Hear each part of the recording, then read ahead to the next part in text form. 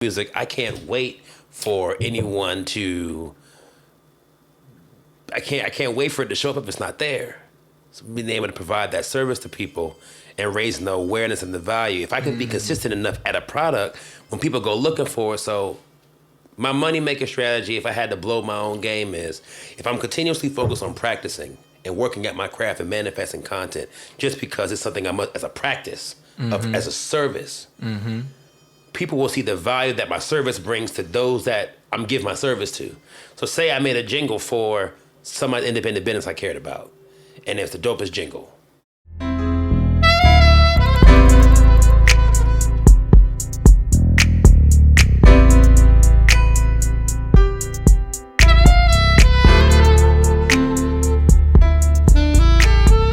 Testing 1 2, testing 1 2.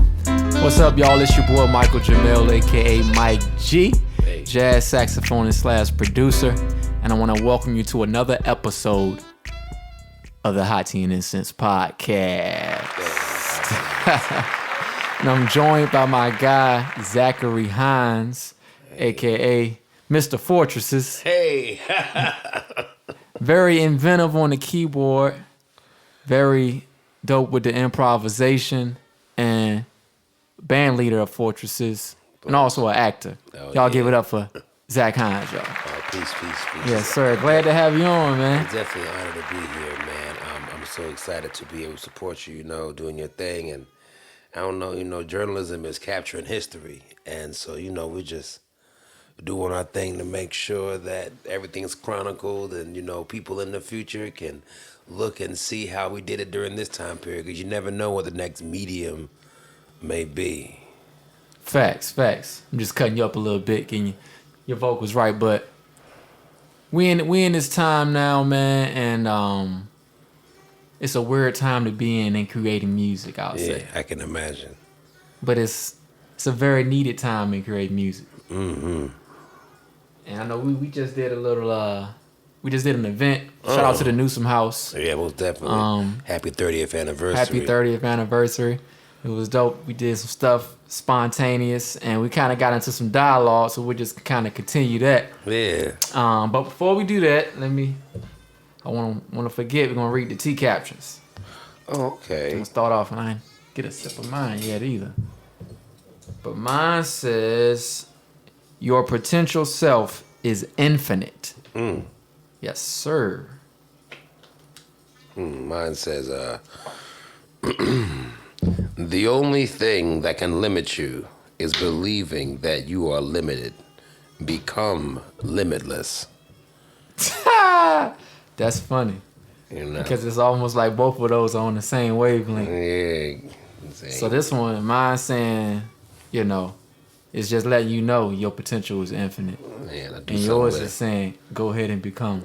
Yeah, no limits. That's a message right there for y'all. Belief. Stop holding back. Now's the time. Believe that anything is possible, and then make it. Facts.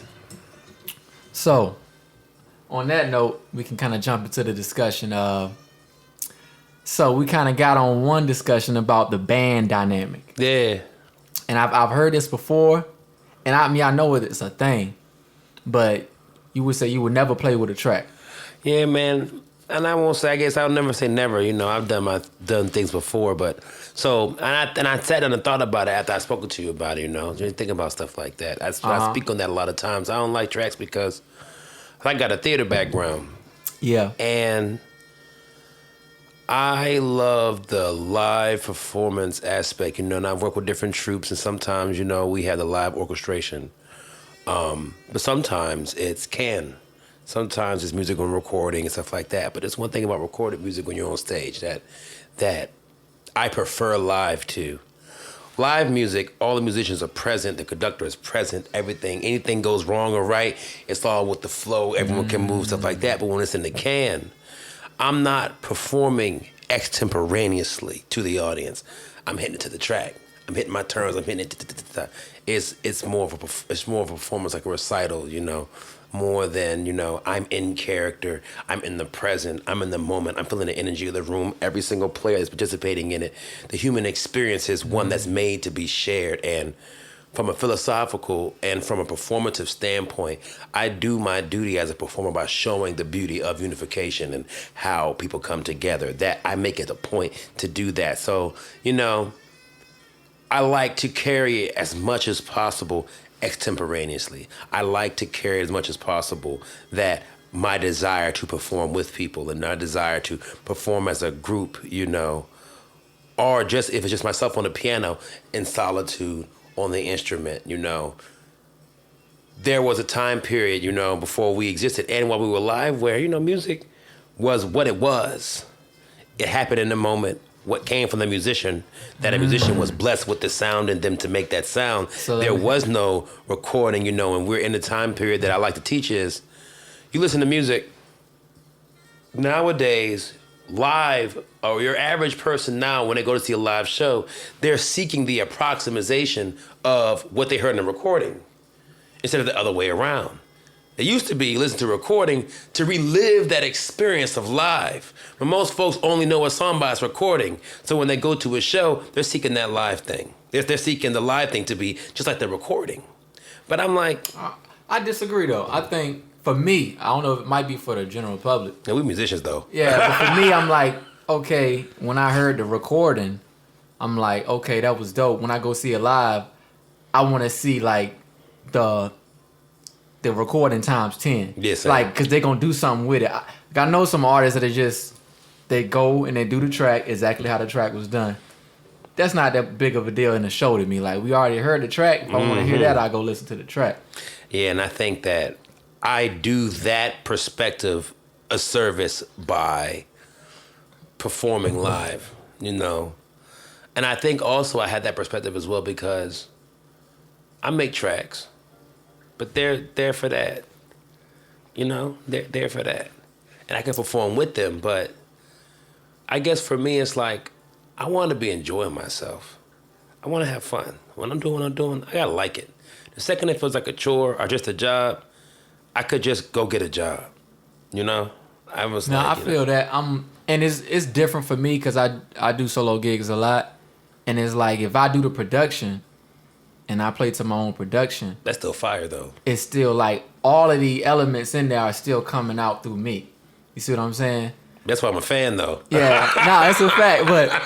And on that note, we can transition to another part of that, though. So, like, as musicians, you saying if you want it's a chore, you'll just get a job. But as full-time musicians, this is our job, right?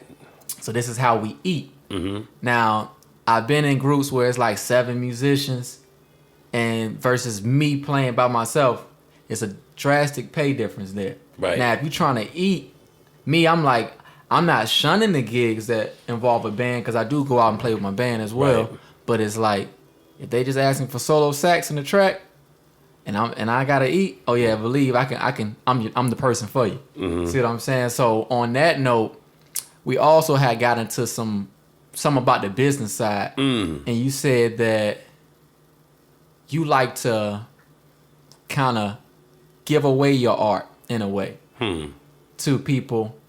And I guess I could elaborate. Not just giving it away, but like, oh yeah, I could. You had a method of let me bless people with this, and then in return they're going to be my true supporters. Mm-hmm. So kind of elaborate on that idea. Because I heard it again after that from Young Jeezy. He said he just gave away his mixtape. But me, I never that never was an idea that I was like, oh yeah, I want to do that. But well, I could expound upon it because it is a tenet in hip hop and gangsta rap that's how music has to come. It's where it originated from. But I wanted to speak to the solo show. I love a solo show on the grand piano. Do you understand me? I'm not going to sit on no daggone keyboard and rink-a-dink for you if I didn't have to. Okay. You know what I'm saying? Now, of course, I made plenty of bread doing solo gigs, playing piano for people incoming, entrance, stuff like that. But even in those moments, playing and rolling, I don't like the tracks. You wouldn't put a beat to your stuff. No. Gotcha. But see, you play, and I saw you play keys. But piano, so it's a little different. So like, I've had to outline every single chord on the sax for them to feel that same way. You got all those chords. But here's the thing I love though about your music. I don't mean to derail your question, but you take the time out when you're producing your tracks to make that possible for yourself. Yeah. And I mean, that's why I really appreciate the work you're putting in, because some people just go on the internet and download stuff. Mm-hmm. You're a scholar of jazz that you study your changes and put down your own rendition to play with. 100% of your work to the point where when someone's paying that good money for your solo shows, they're paying for the production, the overhead, and everything you did for it. To the point where you could hire another musician to play on your tracks. Facts. So it's like that's a level of expertise that, you know, needs to be vocalized. People should know that's how much work you're putting into what you do. That's why even at the show I was like, hey, yo, y'all need to recognize. But to answer the art thing about music as art, you have to teach, my philosophy comes from, you have to teach the audience how to support you. I want them to know that my sound exists. Music is something that we need as humans. You know, it's our language. It's our natural language. Music is something that people seek. It's organic. I believe that it's a service that must be provided. Now, I can't wait, and with it being blessed with the gift of music, I can't wait for anyone to. I can't wait for it to show up if it's not there. So being able to provide that service to people and raising the awareness and the value. If I can be consistent enough at a product, when people go looking for it, so my money-making strategy, if I had to blow my own game, is if I'm continuously focused on practicing and working at my craft and manifesting content, just because it's something I must, as a practice, as a service, people will see the value that my service brings to those that I'm giving my service to. So say I made a jingle for some independent business I cared about, and it's the dopest jingle. People are like, I want a jingle like that. Talk to Zach. This is business 101. Creating a product that's so good that people want it. But if I'm continuously practicing at what I care about and what I believe is important, and people see that value and they're seeing the journalism, they're seeing the whatever, the byproduct of the work, they're gonna, people are selfish internally, especially these days. The world's selfish. Pardon me, I'm sorry, Lord. I didn't mean to curse. I didn't mean to curse in this podcast. We'll edit that out Thank you, at the post. Because I want to come in clean too. But this is a major. Passion. Okay. It's a very major important thing. And people are so selfish these days that when they see this product, instead they want it for themselves. And that's business. It's capitalism. We're America. They want it for themselves. They're like, ooh, I don't just want that. I want that for me. So they're tapping in. Ooh, I love the way y'all did that show. Can we have that at our birthday party? Can we have that at our wedding? Can we have that? Well, time is money, right? And if I'm spending all my time focused on honing my craft, you're having to get my busy time to go do what I do for you. There was no way in my space of existence that I would know that I would be doing something for you unless you came to me. So that means my time is already filled with work. So I hear what you're saying. And they got to pay for that time. And raising awareness. It's like raising awareness, and that helps create a demand, right?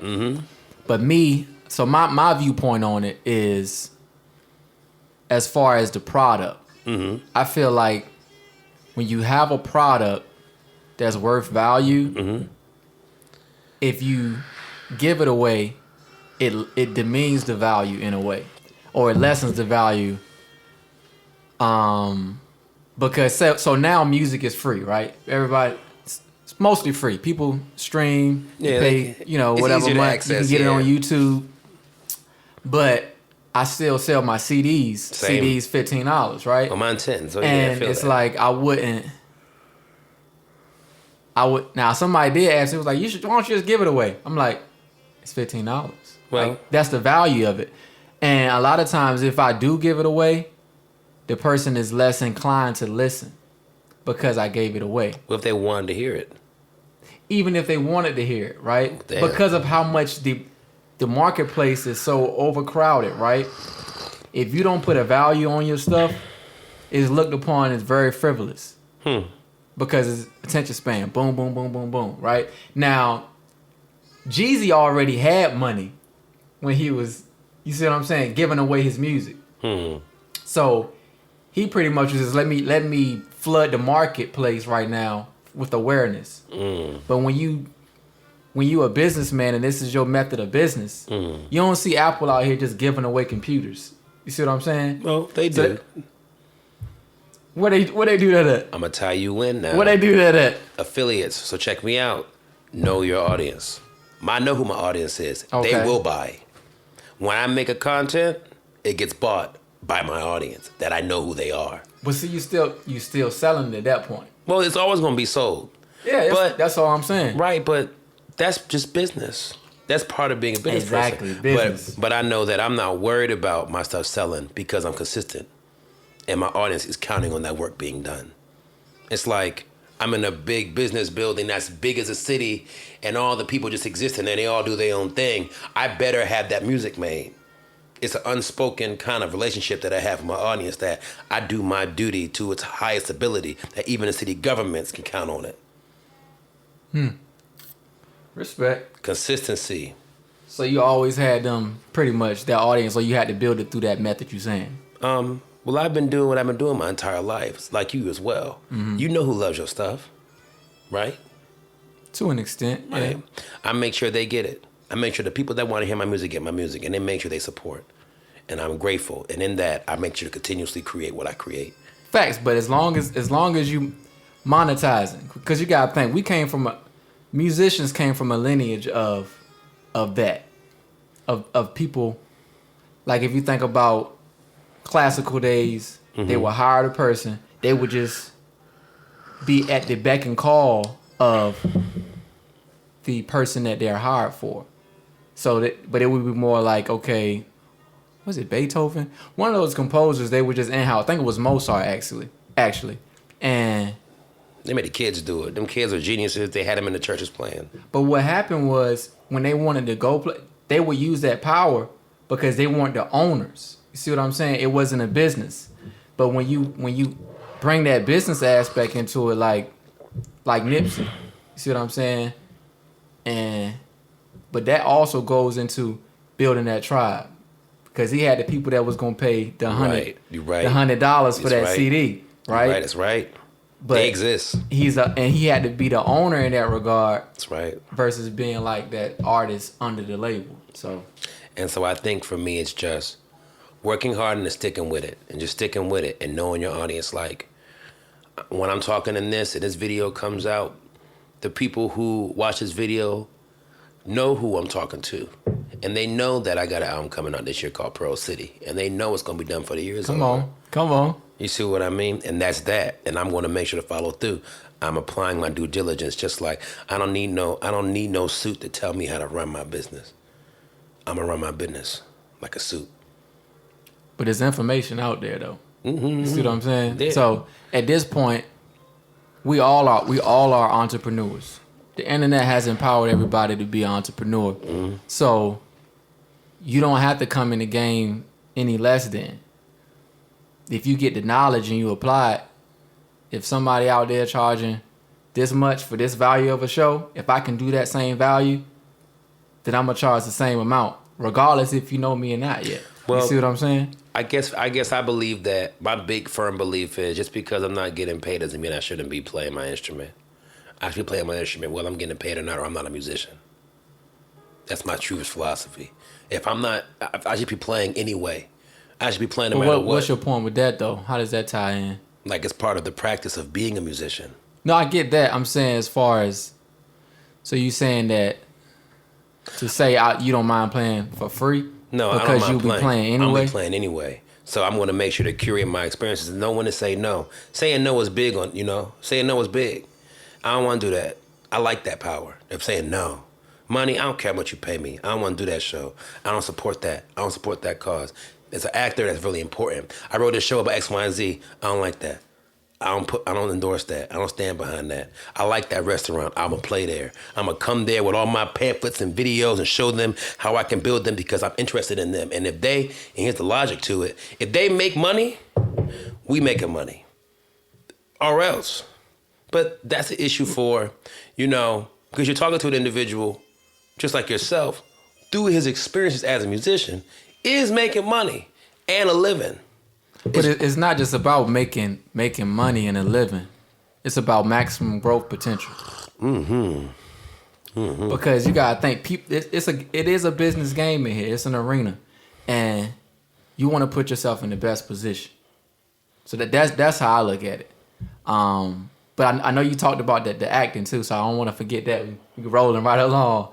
So I know we worked together actually on a short film, The Black Magic. You played Dave. Mm-hmm. Yes, sir. How did you get into the acting career, and what is that in your how does that fit into your music? Well, I studied at Hampton University. So shout out to HBCUs. And I studied mathematics and theater. I was a theater major at Hampton, and because I had an ability for performance. When I was in high school, I did theater, I did church plays, stuff like that, and I got into professionally acting while I was in college, while I was studying theater as well. Theater being, since the beginning of time, the method of which we use as human beings to create techniques for living, teaching people how to live through mimesis, things like that, understanding where psychology came from, theater, and the stories of our creation as human beings were shown in the theater in all of our cultures.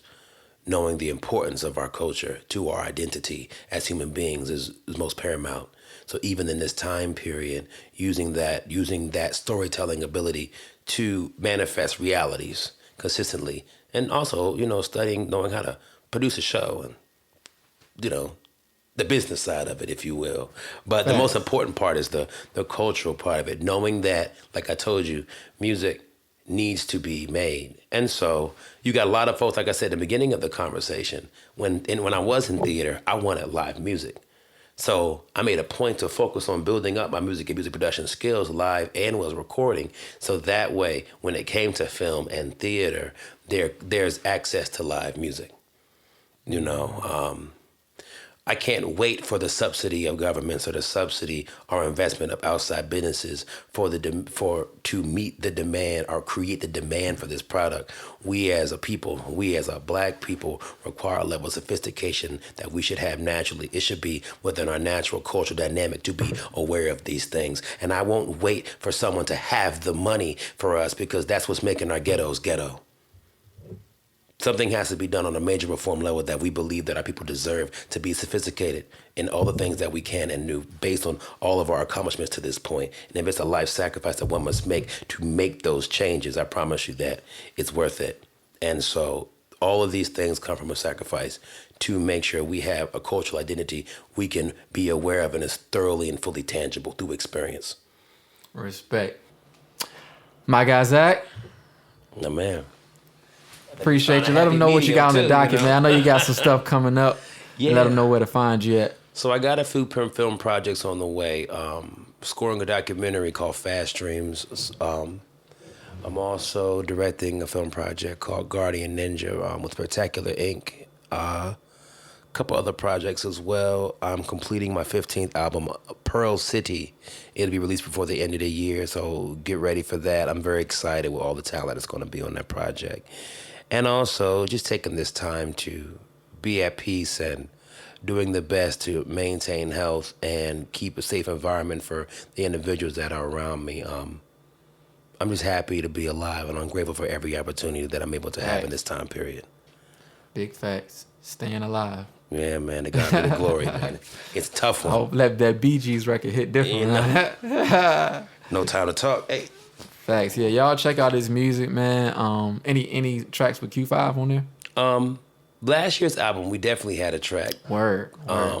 But yeah, you can definitely find all about me at www.fortresses.org. Fortresses.org. You can follow me at Zhines2, that's ZHINES2, and also at Fortresses Live on all multimedia platforms. Recently this year I released an international EP called The Vibe EP. You can find it on streaming platforms if you type in The Vibe, Welcome to The Vibe.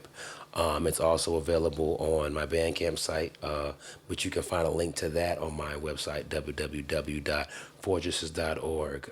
It's definitely been a pleasure, and I'm looking forward to many dope collaborations with you, my brother. We got to really change the tone out here, Facts. There y'all have it, man. Y'all enjoy the rest of your evening, and remember, sip slow.